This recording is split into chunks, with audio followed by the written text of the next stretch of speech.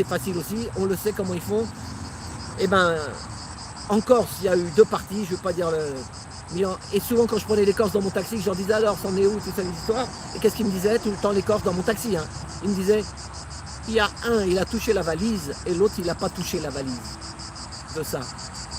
Alors après, quand il y en a un qui touche la valise et l'autre qui ne touche pas la valise, et c'est tellement facile, quand tu as le pouvoir et l'argent, et après, ils sont entretués entre eux. Comme j'avais déjà dit en Algérie en 1960, ils se sont entretués entre eux aussi. Donc essayons de faire le changement et sans s'étriper. Maintenant, voilà, moi, j'ai toujours dit, je le dirai, hein. Mais voilà. Donc Aléria 1975, vous allez voir, il y a des vrais gars. Il s'appelait Simoni, un autre, je ne me rappelle plus des noms, mais si vous êtes intéressé par ça, le combat armé, parce qu'il y en a qui veulent la lutte, ils disent vous êtes des rigolos, vous manifestez dans la rue, c'est de la merde. Le jour qu'on sortira les fusils, on n'est pas aux États-Unis, hein, tout le monde en Corse, c'était des chasseurs, ils sont chasseurs, ils sont sortis avec les fusils, ils n'avaient même pas de mitraillettes au début, il paraît que des fusils. Et les Kanaks, pareil, ils ont essayé, ils sont morts, hein, dans la grotte à Ouvéa. Voilà, donc moi, voilà, je parle de quelque chose que, alors elle va dire, celui-là il connaît rien, non, je connais par rapport aux vidéos, voilà.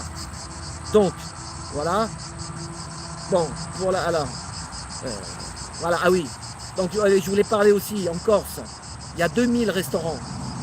Restaurants, cafés, discothèques, 2000. Bah, voilà, la lutte elle est là, vous voyez. Eux, ils ne pourront pas ouvrir. Au fait de Noël, s'il y a des gens qui viennent en Corse, déjà de toute façon à 20 km pour et 3 heures, tu ne peux pas aller en Corse, je sais pas. Bon. Mais en ce moment, tout le monde est divisé. On est divisé les gars, hein. Méfiez-vous, c'est tout ce que je peux dire. Par exemple, il y a le PGE.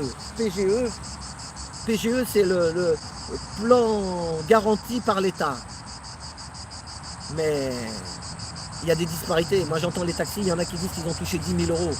Moi j'ai touché 2 fois 1005, l'autre confinement. Peut-être si à celui-là je peux toucher 1005, j'aurai de la chance. Ça fera 3 fois 1005. Mais il y en a qui touchent 10 000 parce qu'ils ont des gros chiffres d'affaires. En fait, il y a des disparités de malades. Et après, ça fait des jalousies. Et après, ça se... Oh, regarde, lui, il a touché 10 000, moi, j'ai touché que 1005. Tout le temps. Donc, réfléchissons pour pas s'entretuer, parce que sinon... D'ailleurs, il y a... Donc, PGE, c'est plan garanti par l'État. Mais il y a PFG aussi. Tu sais ce que c'est?